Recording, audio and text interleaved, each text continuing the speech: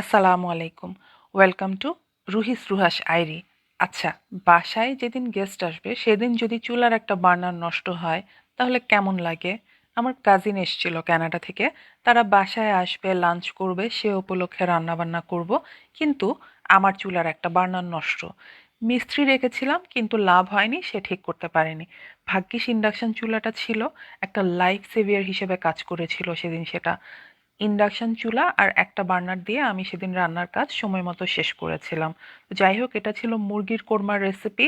তেলে আমি পেঁয়াজ বাটা, আদা রসুন বাটা, কাঁচামরিচ বাটা, তিল বাটা, বাদাম বাটা, জিরার গুঁড়া, গরম মশলার গুঁড়া, সামান্য হলুদ আর টক দই দিয়ে এটা রান্না করেছিলাম।